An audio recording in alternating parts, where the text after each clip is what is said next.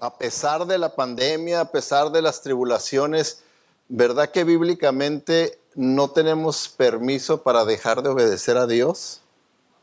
Que porque estemos pasando por un problemota, por una tribulación, como es la pandemia, ¿quiere decir que por eso nos detenemos en obedecer a Dios?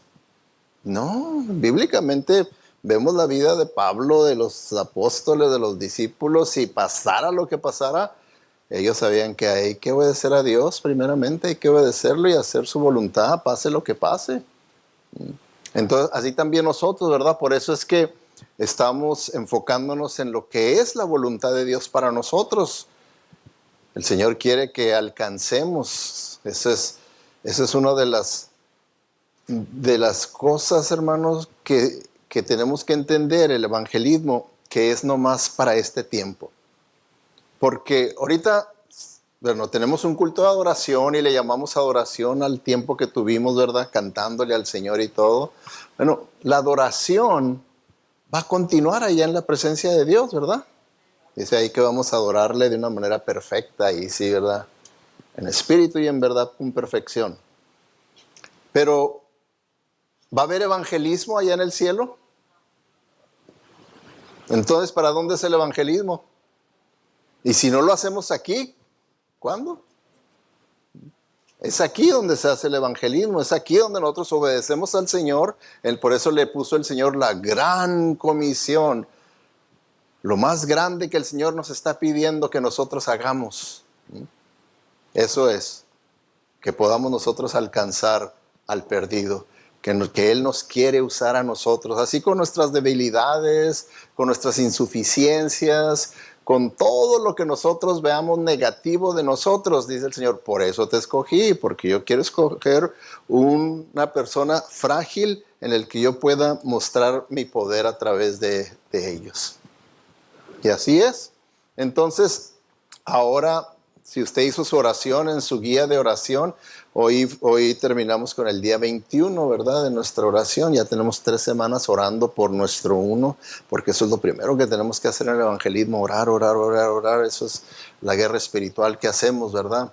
Entonces, estamos orando. Pero también, al terminar el mes, los 30 días, entonces nos levantamos de rodillas y entonces caminamos a obedecer al Señor en compartir la palabra de Dios, compartir el evangelio con ese uno. Con ese uno tenemos que compartirlo. Entonces, a través del mensaje de la semana pasada y el de ahorita, pues les estoy presentando pasajes de la Biblia que nos ayuden a prepararnos espiritual y emocionalmente a lo que es el evangelismo, ¿ok?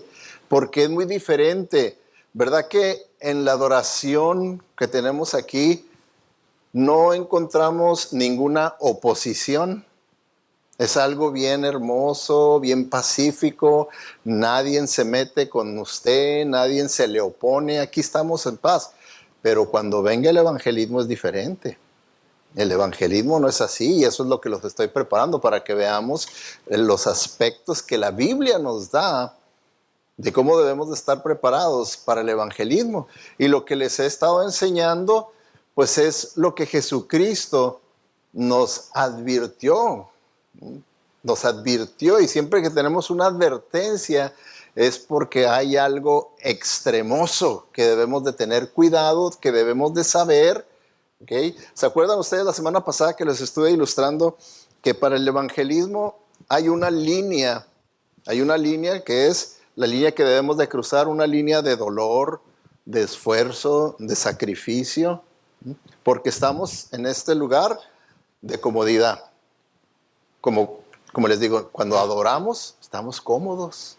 No se está requiriendo ningún sacrificio, no se está requiriendo ningún esfuerzo, no está siendo usted opuesto por ninguna fuerza. Y entonces lo que quiero que veamos es que en este lado de la comodidad, pues existe la máxima comodidad acá y luego va menos y menos y menos comodidad y menos comodidad y luego ya viene la línea del dolor. Y entramos, poco dolor, más o menos, y va en aumento hasta que va a haber mucho requerimiento de esfuerzo y de sacrificio. Entonces, cuando el Señor Jesucristo nos dice, he aquí, está diciéndonos, pongan mucha atención porque esto que les voy a decir está en esta área. Y quiero que ustedes estén listos para que no se asusten, para que no se rindan, sino que sepan que puede pasar esto. Ahora, como les digo, estamos viendo eso, el extremo del evangelismo, para que no se asusten y piensen que siempre va a ser así, porque puede ser que al usted tratar de alcanzar a su 1, a su 2, a su 3, por fe cruce la línea y lo encuentre aquí ya más preparado a esa persona que no le costó tanto esfuerzo, tanto sacrificio, tanta adversidad, tanta contradicción, sino que aquí, ¿por qué? Porque nosotros nunca sabemos cómo es que esa tierra ha sido preparada por otras personas, porque así es como el Señor en la Biblia describe el evangelismo, la conversión, que nuestro corazón es como un terreno, y es un terreno, ¿verdad?, que está endurecido, está lleno de piedras, de rocas, está lleno de hierbas. Entonces, cuando una persona empieza a testificarle a otra, nunca sabemos nosotros qué es lo que estamos haciendo en ese corazón, en ese terreno. Puede ser que nos toque lo primero, empezar a quitar las piedras para poder sembrar. Quitar las piedras, tal vez estamos quitando las hierbas, tal vez estamos rompiendo el terreno duro con el arado, tal vez estemos ya echando semilla, tal vez estemos regando, como nos puede tocar ya cosechar el fruto. Entonces nunca sabemos en qué etapa está ese corazón, pero sí el Señor nos dice, en la etapa en la que esté, tú debes de estar dispuesto a llegar hasta aquí, hasta este grado de sacrificio, de esfuerzo, de sufrimiento, de oposición, debes de estar dispuesto a hacer. Por eso es que Él nos dice, ¿verdad? Y lo vimos, dice, escuchen atentamente. Los envío como ovejas entre lobos. Por tanto, sed sabios como serpientes e inocentes como palomas. Dice, no tengáis una agenda egoísta.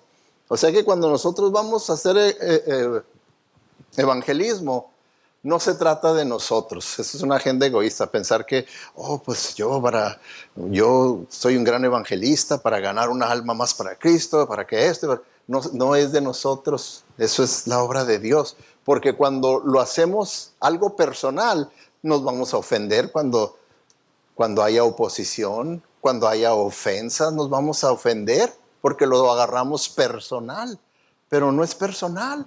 Es como, por ejemplo, usted está en el trabajo y su patrón le dice, hey, Sergio, ve y dile a aquel grupo de trabajadores que se van a tener que quedar a trabajar overtime 3 horas más porque andamos muy atrasados. Entonces yo voy y les digo, hey, dice el jefe que vamos a tener que trabajar 3 horas más porque andamos bien atrasados. No, y se empiezan a molestar conmigo. ¿Lo voy a agarrar personal yo? No, ¿verdad? Porque, bueno, entonces ahora yo ya les dije lo que el patrón me dijo. Así también el evangelismo. Mi patrón, el Señor, me dijo que te dijera esto y esto. Y si como responda, bueno, no lo voy a agarrar personal. No es a mí el que me rechazan. No es a mí el que ofenden. ¿Okay? Yo no lo voy a agarrar personal. Entonces es bien importante eso. Y al saber que el Señor nos dice que nos manda como ovejas en medio de lobos, también nos dice, pero yo estoy contigo siempre, permaneciendo contigo sin importar las circunstancias y en cada ocasión, incluso hasta el fin de los tiempos, hasta el fin del mundo, dice Mateo 28:20, es parte de la gran comisión. Entonces vemos aquí en esta ilustración, vimos que la fe es el saber que el Señor nos protege de los lobos porque Cristo nos ama. Entonces, en esa confianza nosotros podemos ir, por eso el Señor está dándonos estos ejemplos para decirnos, mira, aunque tengas que llegar hasta este punto, yo voy a estar contigo, no te preocupes, ¿ok? Yo voy a estar contigo por muy dura, difícil que se ponga la situación, yo voy a estar contigo. ¿Ok? Entonces, estamos viendo cómo atacan los lobos. Ya que nos dijo que nos mandaba como ovejas en medio de los lobos, cómo atacan los lobos, ¿verdad? Bueno, estamos viendo ese primer punto de cómo atacan y nos dice el Señor, estén en guardia porque habrá quienes los traicionarán ante sus consejos religiosos y los golpearán brutalmente con látigos en sus reuniones públicas. Y, ¿verdad? Le pasó a los discípulos de Jesucristo, ¿verdad? Le pasó a los apóstoles. Y aquí, ¿verdad? El Señor nos está ya haciendo ver que esto va a suceder, ¿verdad? Que va a haber el ataque a través de la religión, a través de la religión. Tanto el apóstol Pablo, Pedro y todos los apóstoles fueron atacados tanto por la religión de los judíos, como también por la religión de los paganos, también fueron atacados, lo vimos la semana pasada, cómo fueron atacados por los dos lados, ¿ok? Entonces también nosotros podemos esperar eso, ¿verdad? Y una manera, ¿verdad?, en la que uno debe esperar que una persona religiosa empiece a oponerse a que usted le hable, se oponga de Cristo, es que le va a decir, su motivo de su oposición va a decir, yo tengo mi propia religión. Tal vez usted lo ha oído o tal vez usted mismo lo usó como argumento cuando alguien le testificó y usted dijo, yo tengo mi propia religión. ¿Okay? Entonces aquí vemos la persona se está oponiendo al evangelio en base a la religiosidad, en base a su religión. Esperemos eso, ¿verdad? Tenemos que esperar eso. Ahora, yo no hice esto, yo nunca dije, yo tengo mi propia religión, pero sí tenía yo mi propia religión sin saber y yo decía, esto fue lo que dijo, yo no creo en la religión. Como ateísta, pues yo no creo en la religión. Pero en realidad el ateísmo es una religión también, porque ¿qué significa la palabra doctrina? Decimos, ok, el cristianismo tiene su doctrina. Doctrina nomás es, por así decirlo, una lista de creencias. ¿Acaso el ateísta no tiene una lista de creencias? Claro que sí. Y eso es a lo que se le llama el humanismo secular. El humanismo secular, que sí es una religión, ¿verdad? También. Porque viven basados en esas creencias, en esos valores. Los usan para determinar sus decisiones, su vida. Así como nosotros usamos nuestras creencias de la Biblia, nuestros valores bíblicos, para determinar nuestro comportamiento y nuestras decisiones. Entonces, eso es lo que es una religión, una religión. Y también, ¿verdad?, podemos ver que el ataque puede ser por medio de la agencia de oposición, o sea que una religión, una denominación formalmente esté en contra del cristiano verdadero, porque así fue como los Estados Unidos llegaron a ser cuando vinieron los peregrinos, vinieron porque no les gustaba lo que estaba pasando en Europa. Por ejemplo, en Inglaterra, en todo el Reino Unido, había la religión oficial, que era el episcopado.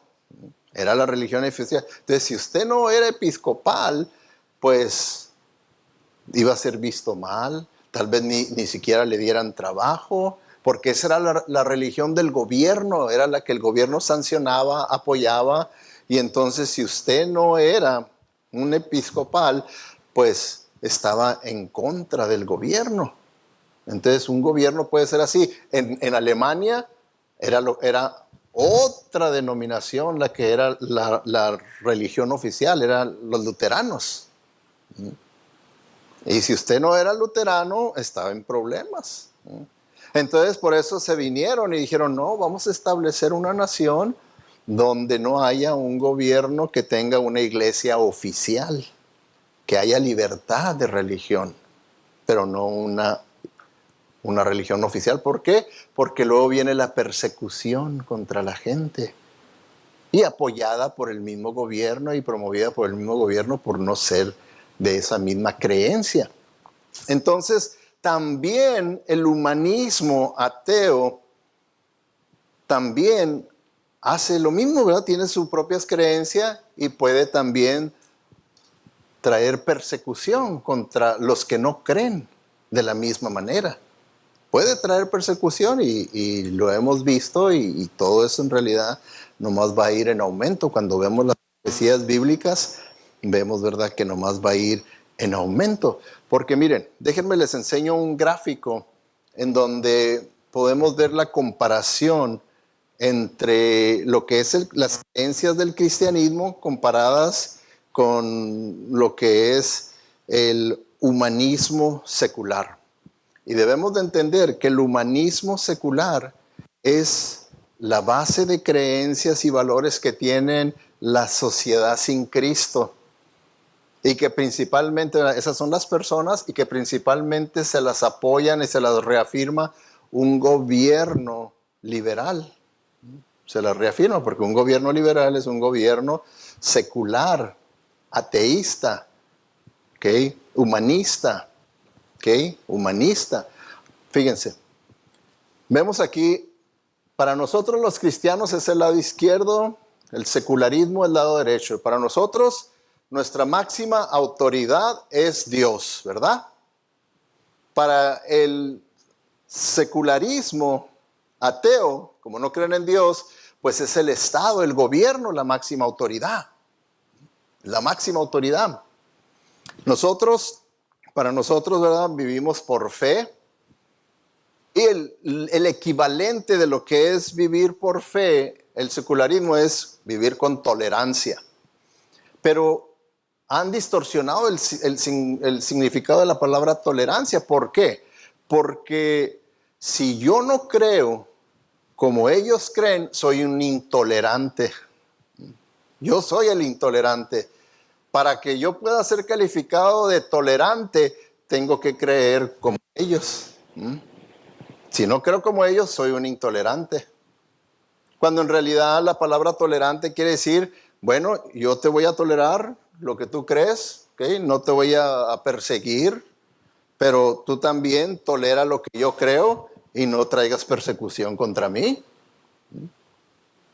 Pero no es así. Si tú no crees como nosotros creemos, ¿verdad? Porque esto es la gran mayoría, ¿verdad? Somos la sociedad, estamos apoyados por el gobierno, entonces va a haber persecución contra ti, porque no crees así. Entonces, lo mismo, ¿verdad? Para nosotros existe el pecado. Para ellos el equivalente del pecado es la discriminación. La discriminación. Y pues también buscan muchas maneras para ponerle a una persona el título de que uno discrimina. Lo mismo, ¿verdad? Para nosotros, nuestro ejemplo ideal a seguir es Jesús, ¿verdad? Para ellos el ejemplo ideal es un ciudadano ideal. El ciudadano ideal es aquella persona que sigue lo más cerca posible las creencias del humanismo secular. Por ejemplo, mientras más verde sea, siga las cosas de green, entonces, todo lo que tiene que ver con el humanismo secular, ¿verdad? La persona lo sigue con fidelidad, ¿verdad? Pero participar en los ciertos grupos que tienen y todo, de oposición. Entonces, ese es el ciudadano ideal. Para nosotros existe la blasfemia, o sea, el hablar ofensivamente contra Dios. Para ellos, la blasfemia viene siendo el que hablemos, según esto, comunicación de odio, el hate speech, o como por ejemplo, esto puede ser considerado, lo que yo estoy ahorita hablando, un hate speech, que no me sorprendería que este mensaje, como los ponemos en YouTube, no lo quiten, porque estoy diciendo cosas en contra, ¿verdad?, del establecimiento, pero simplemente estoy enseñándoles las diferencias entre los dos diferentes sistemas con los que tenemos que tratar, el sistema cristiano, el sistema secular, humanista, ¿verdad? Entonces, para nosotros, ¿verdad que todos somos igual delante de Dios? Porque creemos en Dios, pero como ellos no creen en Dios, para ellos todos somos iguales delante del gobierno. Y por lo tanto, como todos somos iguales delante del gobierno, entonces no debe de haber diferencias. No debe de haber gente muy rica, no debe de haber gente rica, no debe de haber gente pobre, no. Todos tenemos que estar igual. Todos. ¿Por qué creen que este sistema, si lo llevan verdaderamente con fidelidad, no lleva más que al socialismo y luego se convierte en comunismo? Por naturaleza tiene que llegar a ese punto, por sus mismas creencias tiene que llegar a ese punto, ¿ok? Y luego nosotros tenemos la esperanza de llegar a la perfección en un cielo futuro, ¿verdad? Que eso, por eso decimos, y si morimos, para Él vivimos, porque nuestra esperanza es que vamos al cielo. Pero para el humanismo secular hay lo que le llaman un futuro egalitario de Etiopía, utopía. ¿Qué quiere decir esto? Quiere decir que si verdaderamente seguimos las enseñanzas del humanismo secular, entonces vamos a llegar a un estado de igualdad en todo a la perfección. Esa es una utopía, el creer que se puede llegar a la perfección aquí en esta tierra, y para ellos la perfección utópica es el que todos seamos igual. Pues sí, hay, ¿verdad?, países que ya supuestamente lograron su meta donde todos son igual. ¿Quiere usted irse para allá, a Cuba? ¿Quiere irse a Venezuela? ¿Quiere irse a China? Pues allá ya lo lograron, ¿verdad? Pero ¿qué pasó? Están encarcelados, no pueden salir. Están encarcelados, no pueden salir, así es que qué bonito, ¿verdad? Y entonces, ¿qué es lo que van a hacer? Para que todo sea igual, vamos a redistribuir la riqueza. A redistribuir la riqueza, por eso empiezan a quitarle a los pobres, a las compañías, y empieza todo eso. Y pues como luego dicen, ¿verdad? Sí, hay gallinas de huevo de oro, ¿verdad? Pero les empiezan a quitarles y las gallinas se van o se mueren y terminan como en Cuba, terminan como en Venezuela. Hicieron con todas las industrias y la gente rica que habría fuentes de trabajo y todo, se acabó todo eso, se lo acabaron. Así es que ahora a recoger cada semana su despensa del gobierno, ya 100%, todos igual, atenidos a lo que el gobierno pueda hacer por ellos. Eso es en realidad el humanismo secular. Y pues, ¿verdad? Lo que les estoy queriendo, el principal punto es que va a haber persecución de parte de esa religión. Y que se le va a oponer al cristiano. Que cuando usted vaya con su uno, puede ser que su uno tenga una mentalidad humanista secular atea. Y va a tener oposición, ¿verdad?, de esa parte. Pero no debemos de desanimarnos, no debemos de asustarnos, debemos de ser obedientes con fe. Obedientes con fe, siempre, siempre, siempre obedientes con fe, ¿verdad? Entonces, los lobos atacan a través del gobierno, ¿ok? Atacan a través del gobierno. Ya como entidad, el gobierno, una vez que adopta una posición secular, humanista, atea, que es lo que es los gobiernos liberales, así es lo que son, entonces atacan al cristianismo. Y aquí lo vemos también, ¿verdad?, en Estados Unidos. Para que no creamos que aquí en Estados Unidos no pasa eso. Sí, pasa eso, ¿verdad? Entonces, por eso es que en Lucas 12:11 dice, y cuando los lleven a juicio en las sinagogas y ante las autoridades y gobernantes romanas, no se preocupen por cómo defenderse o qué decir. vemos, ¿verdad?, en esos tiempos bíblicos, ¿qué es lo que pasó? Al cristianismo se le opuso las sinagogas, o sea, la religión, y se le opuso también el gobierno secular. Entonces, la historia se repite, hermanos. La historia es nada más cíclica. De una manera despacio, despacio, despacio, todo se sigue repitiendo, se sigue repitiendo, se sigue repitiendo. Por eso cuando vemos nosotros Apocalipsis, las profecías del futuro, pues nomás vemos las cosas que ya han sucedido en el pasado, pero ya en una escala mayor y final. Que es a donde vamos, ¿verdad? A donde vamos poco a poco hasta llegar a Apocalipsis. Entonces, ahí vemos, ¿verdad?, que es una realidad, que debemos de esperar nosotros ese tipo de oposición y entender que estamos en un mundo donde no es nuestro hogar y que tenemos que esperar eso. El cristianismo fue visto como una amenaza para Roma. ¿Por qué creen ustedes que hasta a los cristianos los echaban al circo romano? Porque el gobierno secular, pagano de Roma, los veía como una amenaza. Entonces, no debemos de sorprendernos si a nosotros nos ven como una amenaza también. ¿Por qué? ¿Por qué los veían como una amenaza? Debido a la lealtad que ellos tenían inconmovible a Jesús como único Rey y Señor. El gobierno romano exigía que toda persona que estaba bajo el imperio romano declarara que el César es Señor. Y los cristianos se oponían, decían, no, Cristo es Señor. Y sufrían persecución por eso. Hoy en día, pues también lo estamos viendo de una manera diferente. Ahora, voy a estar mencionando cosas, hermanos, que quiero que ustedes entiendan que es parte de la predicación. El predicador tiene la responsabilidad de aplicar lo que dice la Biblia y los eventos de hace 2000 años, aplicarlos a nuestros días.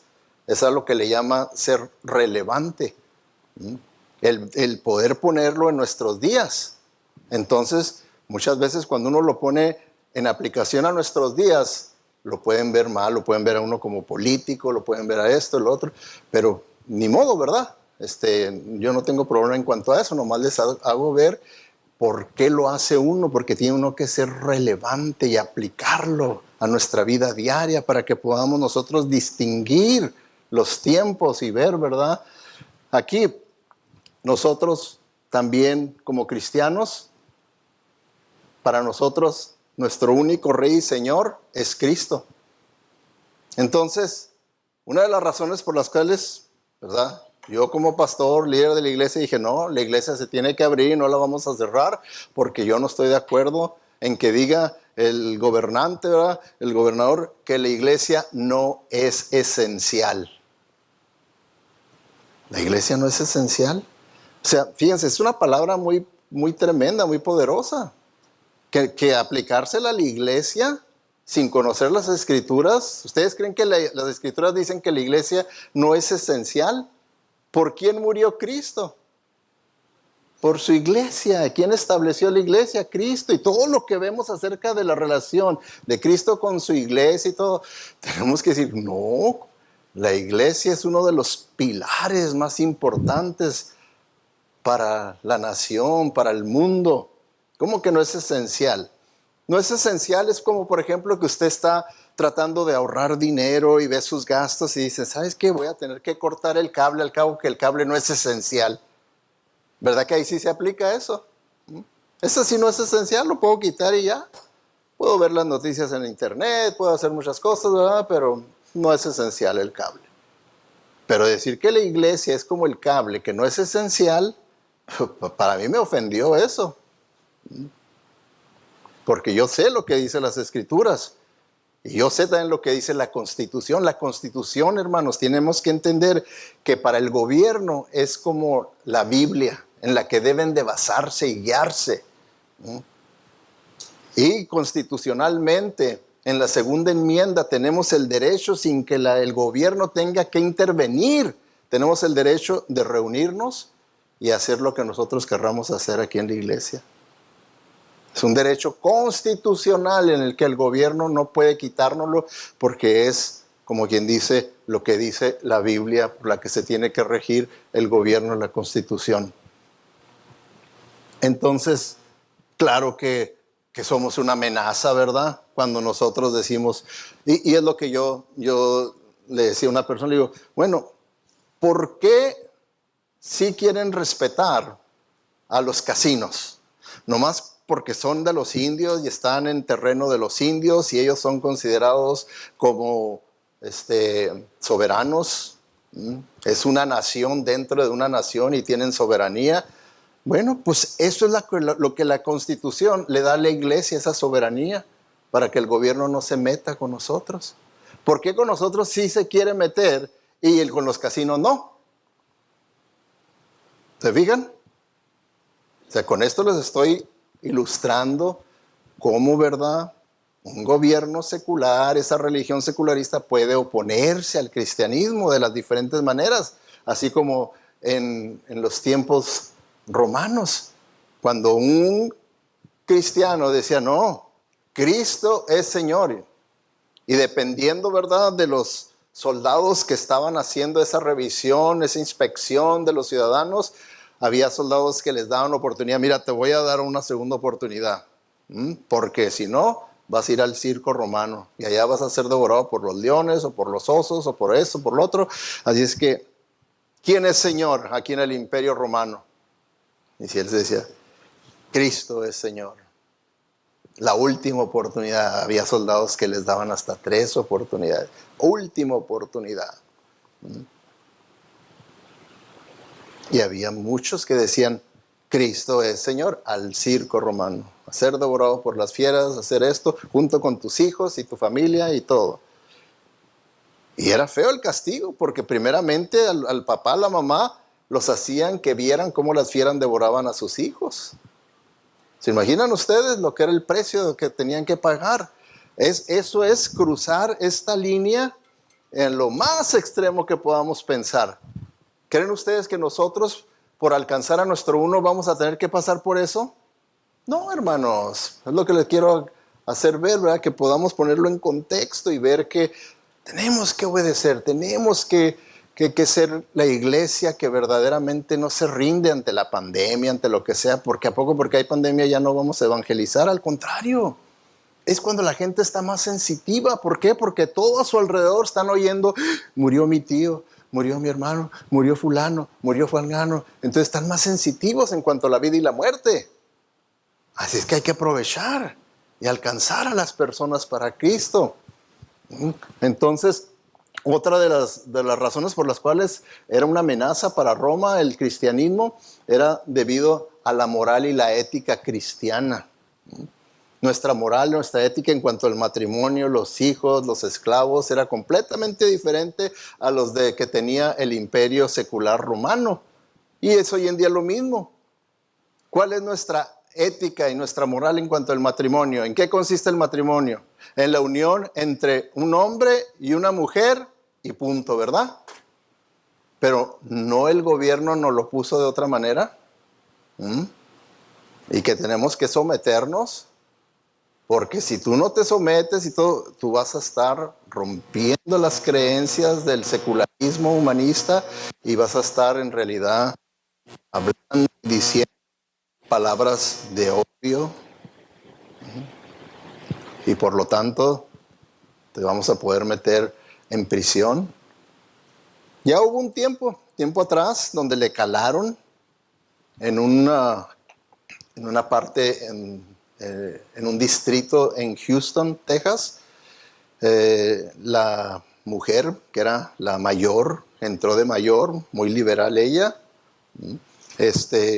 empezó y mandó cartas a todas las iglesias exigiéndoles que una semana antes de predicar ese mensaje tenían que mandar el mensaje allí a su oficina para ser inspeccionado y aprobado. ¿Se imaginan? No, en Texas se levantó la gente y tuvo que pararle a su cuento, ¿verdad? Entonces vemos aquí eso, ¿verdad? En cuanto a nuestros hijos, nuestros valores son de que nosotros los padres somos los que tenemos la responsabilidad principal de educarlos. Pero el secularismo humanista dice, no, nosotros somos los que tenemos que educarlos. Ustedes son ignorantes, ustedes no saben qué enseñarles en cuanto al sexo, qué enseñarles en cuanto a eso, en cuanto al otro, en cuanto a cómo se inició esta vida. Todo. Nosotros tenemos que educarlos y entonces ellos les enseñan de acuerdo al humanismo secular, ateo, y ya, no lo quitan. Ellos son los que lo educan en cuanto a los esclavos, ¿verdad? Pues bueno, el cristianismo se oponía a la esclavitud. Ellos fueron los que pasaron de la esclavitud a la servidumbre, a ser los siervos a ellos, ¿verdad? Un esclavo, o sea, un siervo era una persona que le daban la oportunidad de ser libre, pero si él quería seguir sirviendo a su amo, entonces se le consideraba un siervo. Y a cualquier hora, en cualquier momento, ese siervo podía irse libre. No era un esclavo, era un siervo. ¿Ok? Entonces, pero muy diferente a lo que Roma creía y practicaba. Entonces lo mismo con nosotros. Lo mismo con nosotros, no creemos eso. Y es lo que vemos con los países comunistas, que tienen sus esclavos, a la gente la tienen esclavizada. No tienen libertad, eso es lo que es la esclavitud, no tener libertad. Y no tienen libertad. Por eso es que están encerrados, no pueden ni salir del país. Ni salir del país porque no tienen esa libertad. Entonces, son cosas que debemos nosotros esperar. ¿Ok? Esperar. Porque en la tribulación, el gobierno del anticristo perseguirá a los cristianos donde se encuentren. ¿Okay? Donde se encuentren. Entonces, como les digo, es nomás ver cómo va poco a poco aquello desenvolviéndose, hasta que venga esto, lo que nos dice Apocalipsis 13, versículo 7, dice, el dragón. ¿Quién es el dragón? Satanás. Dio poder a la bestia, al anticristo, para luchar contra el pueblo de Dios y vencerlos, y para gobernar sobre todas las naciones y grupos de idiomas en todo el mundo. ¿Ok? Un presidente para todo el mundo que va a querer establecer la religión del secularismo y va a ir en contra del cristianismo, completamente abierto, universalmente. ¿Okay? Luego dice el versículo 10, todo el que esté destinado a la cárcel será llevado. Todo el que esté destinado a morir a espada, morirá a filo de espada. Esto significa que el pueblo de Dios tiene que soportar la persecución con paciencia y permanecer fiel. Ahora, esto se aplica a nosotros también, hermanos. Cuando nosotros veamos que nuestro uno se opone, ya sea a través de su religión, yo tengo mi religión, o a través de yo no creo en la religión, que nosotros podamos soportar todo eso, ¿cómo? Con paciencia y permaneciendo fiel. Yo voy a seguir siendo fiel a la voluntad de Dios, obedeciendo al Señor. Yo voy a seguir siendo fiel porque esa es la voluntad de Dios y eso es lo que yo soy. Yo soy un discípulo del Señor y yo obedezco y sigo al Señor. Ahora, hay una tensión, hermanos, en esto, ¿verdad? Cuando vemos de lo del gobierno, de que cómo el gobierno puede ser un instrumento de persecución contra la iglesia. Y la tensión, por la palabra tensión, quiere decir que hay dos verdades que pueden sonar como contradictorias, pero no son contradictorias, son una realidad, hermanos, y la realidad es esta, ¿verdad? Que el gobierno es ordenado por Dios, pero manipulado por el mismo Satanás. Ahora, puede ser que suene como una exageración mía, pero no, yo nomás lo que les estoy explicando y diciendo es lo que dice la Biblia. Cómo el príncipe de este mundo puede usar las instituciones de Dios para traer todavía una persecución contra el pueblo de Dios. ¿ok? Contra el pueblo de Dios,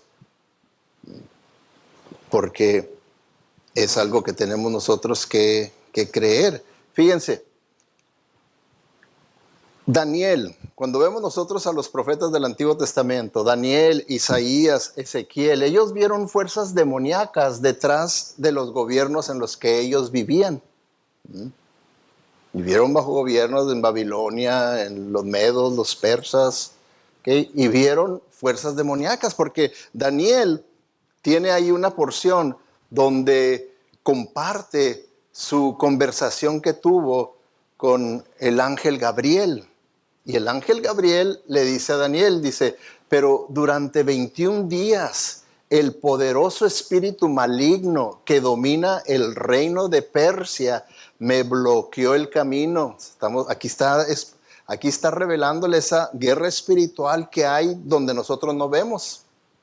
Es espiritual, me bloqueó el camino. Entonces Miguel, dice Gabriel, Miguel, uno de los oficiales superiores del ejército celestial, vino a ayudarme, de modo que pude atravesar a estos gobernantes espirituales de Persia. ¿Se fijan? ¿Cómo hay esas fuerzas espirituales de maldad influenciando gobernadores, gobiernos? Se podría, ¿verdad?, pensar que no es así aquí en los Estados Unidos, pero los gobiernos del mundo van a perseguir al cristianismo y lo pueden perseguir porque Satanás es el príncipe de este mundo. ¿Okay? Tenemos que entender eso y creerlo, porque es la manera en la que nos podemos preparar y no sorprendernos ante esa oposición. ¿Okay? Y como les digo, podemos nosotros llegar a pensar que aquí en los Estados Unidos no va a haber persecución para el cristianismo, cuando en realidad, pues poco a poco hemos visto que sí, ¿verdad? Dice aquí, pero si el Señor tarda en venir y vivimos lo suficiente, podremos ver el día en que nuestro gobierno nos negará las libertades que hemos tenido en el pasado, ¿verdad? Que era lo que les decía, cómo va poco a poco, todo llevándonos hasta el libro de Apocalipsis. Si nos toca a nosotros vivir lo que nos narra el libro de Apocalipsis, pues vamos a ver eso, porque ya ahorita, ¿verdad?, se está entrometiendo en algunas de nuestras libertades. Lo hemos visto vez tras vez, tras vez, tras vez. En el estudio de investigación que estaba haciendo para estos mensajes, encontré un artículo que es interesante, ¿verdad? Y otros artículos donde hablan sobre este punto de cómo ha habido aquí en los Estados Unidos presidentes que son antagonistas al cristianismo bíblico. Antagonistas quiere decir que se oponen. Y hay presidentes que han sido muy favorables y amigables para el cristianismo bíblico. ¿Okay? Hay un presidente que ahí salió porque hacen un estudio completo, ¿verdad?, sacando puntuación y todo, del presidente que más antagonismo ha tenido contra el cristianismo, que ha estado más en contra del cristianismo. Y les pongo aquí la referencia. Y como les digo, hermanos, esto no es porque quiera ser político ni nada, sino porque hay que aplicar la palabra de Dios, lo que estamos estudiando de hace 2000 o 5000, 4000 años atrás, aplicarlo a nuestros días.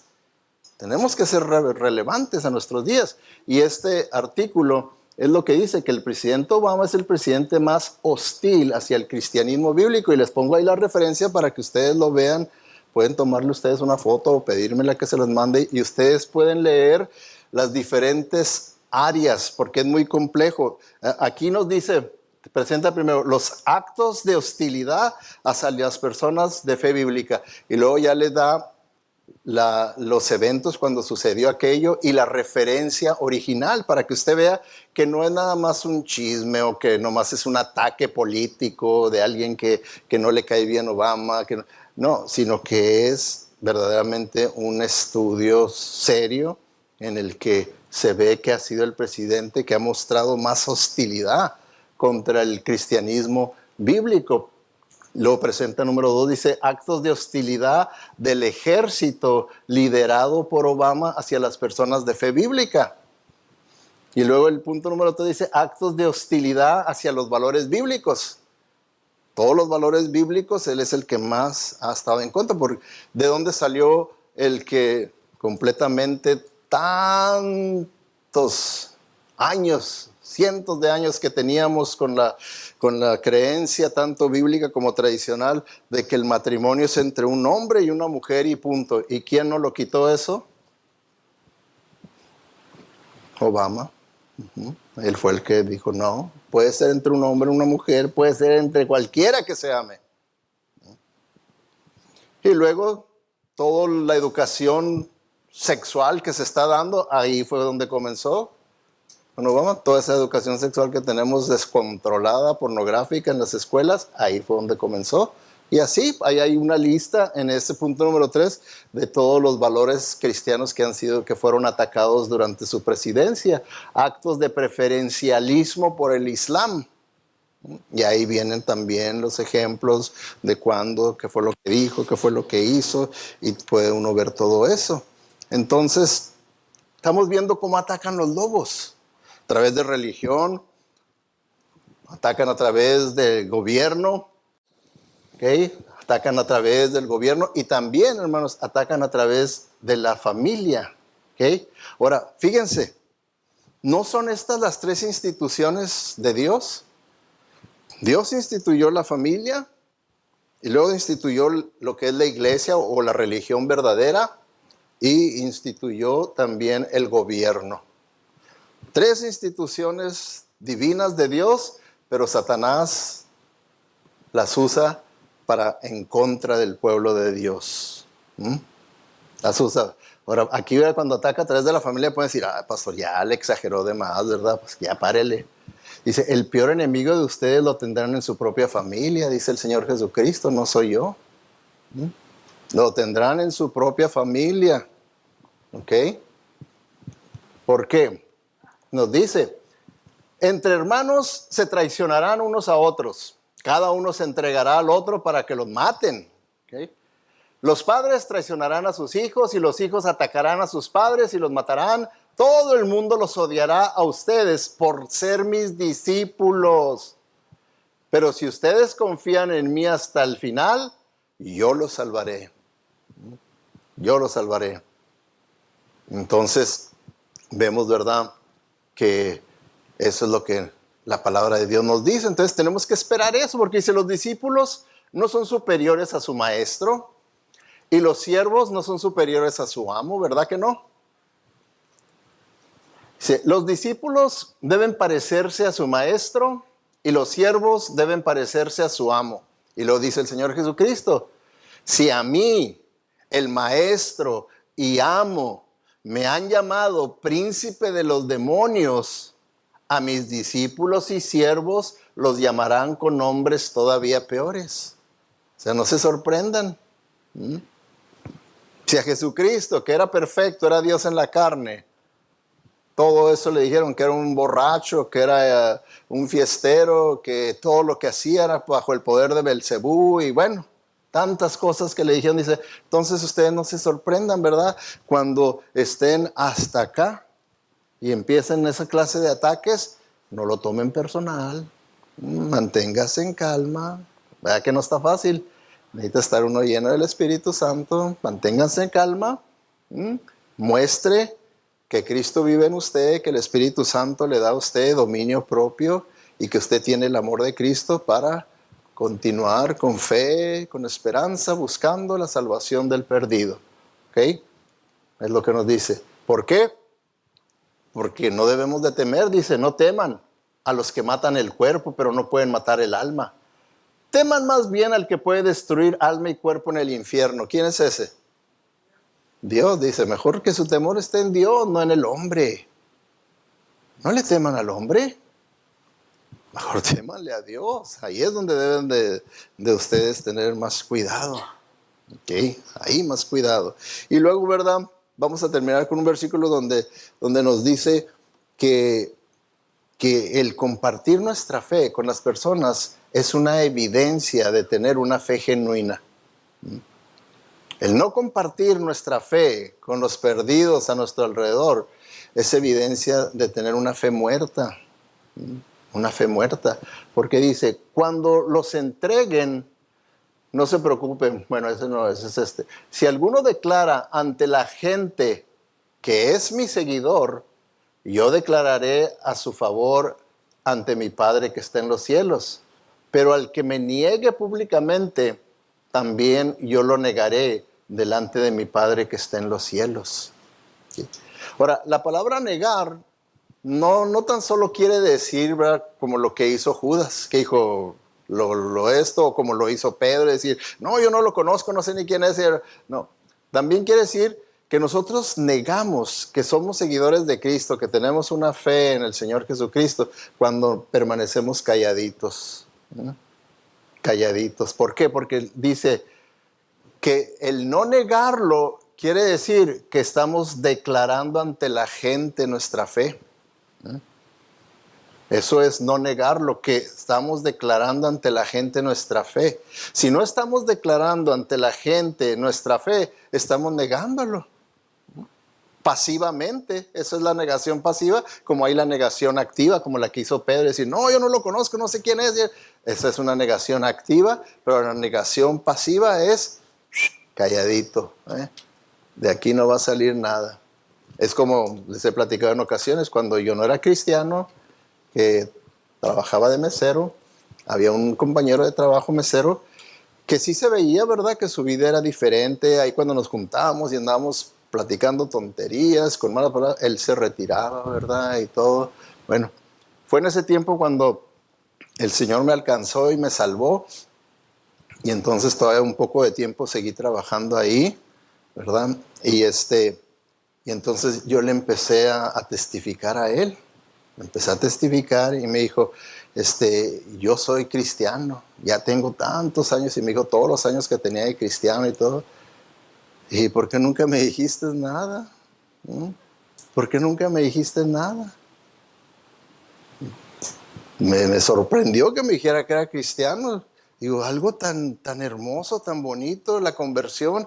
Si tú la experimentaste, ¿por qué no me la compartiste? ¿No nos la compartiste aquí cuando estábamos hablando majaderías y tonterías? ¿Por qué nomás te retirabas, te retirabas, te retirabas? Entonces, el silencio es en realidad una negación de nuestra fe. Tenemos nosotros que declarar ante la gente, ante las personas, nuestra fe, el evangelio. Por eso estamos haciendo el énfasis. No es que Dios nos está pidiendo el Señor que vayan y le evangelicen a todo el mundo, pero a su uno. A su uno.